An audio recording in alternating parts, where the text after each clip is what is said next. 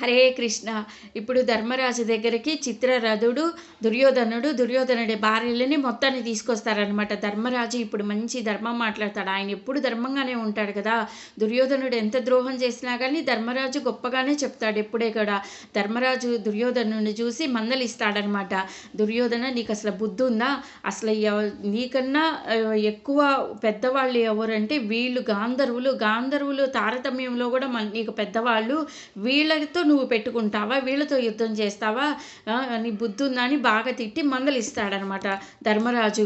అసలు ఇలాంటి పనులు ఎలా చేస్తావు? ఇలాంటి నీచమైన పనులని కూడా తిడతాడనమాట. ఇంకా అలా చేస్తే తర్వాత చిత్రరథుడితో ధర్మరాజు ఇలా మాట్లాడతాడనమాట.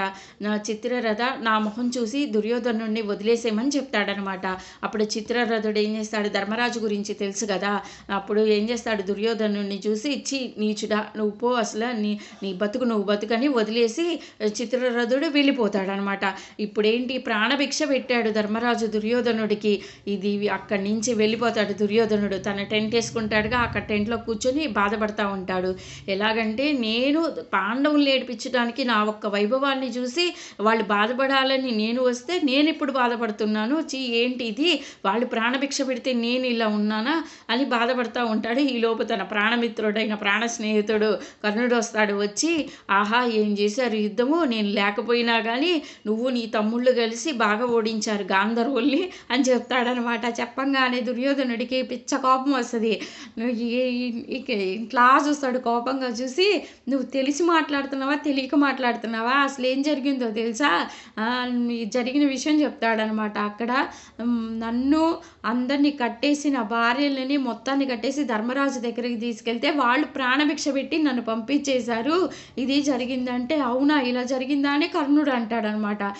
వాళ్ళు పెట్టిన ప్రాణభిక్ష నాకొద్దు, నేను ఆత్మహత్య చేసుకుంటానని చెప్తాడనమాట దుర్యోధనుడు.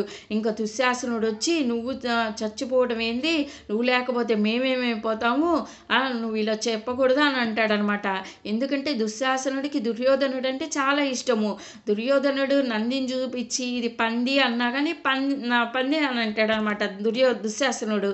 అలా ఉంటుంది. ఇంకా ఇలా జరుగుతూ ఉన్న సమయంలో మళ్ళీ శకుని వస్తాడు. శకుని వచ్చి, నువ్వు చచ్చిపోయేదేంటి, అసలు బుద్ధి ఉందా నీకు, వాళ్ళేదో ప్రాణభిక్ష పెట్టారని నువ్వు చచ్చిపోతావా, కావాలంటే రాజ్యాన్ని ఇచ్చే, తర్వాత మళ్ళీ మనం ఎలాగో యుద్ధం చేసి గెలుచుకుందాం, అంతేకాని చచ్చిపోయేదేంటి, పిచ్చి మాటలు, చచ్చిపోయి ఏం సాధిస్తావు, బతికుండి సాధించాలి కానీ వాళ్ళు ఏదో ఇచ్చారని నువ్వు చచ్చిపోతావా అని అంటాడనమాట. తర్వాత కర్ణుడు మాట్లాడతాడు.